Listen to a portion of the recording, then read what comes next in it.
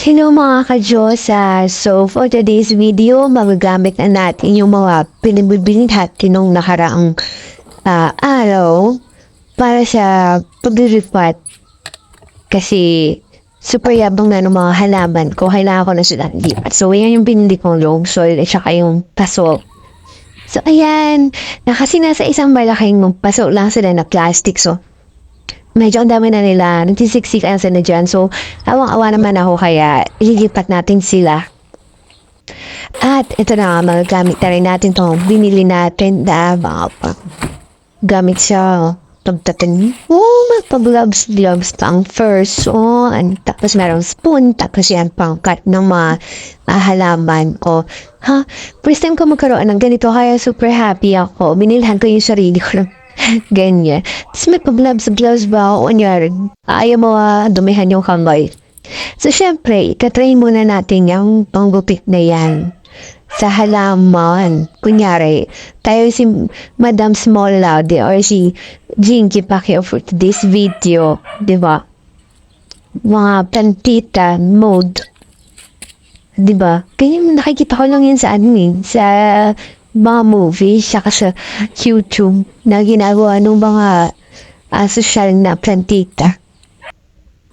Kung meron lang pink na ganyan, kinuha ko kasi wala eh.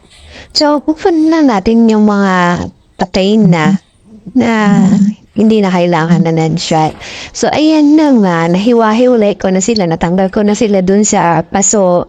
Ako saan ay nagsisiksikan sila, tapos ayan, sineparate ko na sila.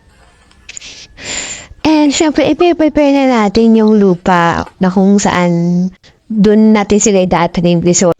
So, ito ay pinaghalong long soil at saka yung ordinary lang na soil. Ng gloves. Bumili pa ako ng gloves. Hindi rin ako pala ako mag-gloves. Tapos, ayan na sila. Nung naitanim ko na sila, nailipat ko na sila sa mas maayos na mga pot. Meron pa ko hinihintay na plastic pot na in-order ko lang din dito sa TikTok. Kasi isusunod ko naman itong mga oregano ko. Kasi sobrang yabong na nila. Nasa isang malaking pot lang din sila. Ayan o. Sobrang yabong na nila. Kailangan ko na silang ilipat para makahinga naman sila. And syempre meron din ako aloe vera. Mahilig ako actually sa mga herbal plants talaga. Herbal plants and yung mga namumulaklak katulad ng rose. Yan. Tapos, meron din ako actually dating rosemary. Namatayin lang. Pero kuha ulit ako nun. Tapos, meron din ako dito sa sampagita. Patadamihin ko din ito. Ang healthy nila. So, kailangan makabawi ako sa kanila. Ito yung mga kinap kong mga sampagita. Ibababad ko lang muna sila dyan sa tubig. Tapos, para makapag-rest sila, bago sila, itanim ulit sa lupa. So, yun lang guys. Bye!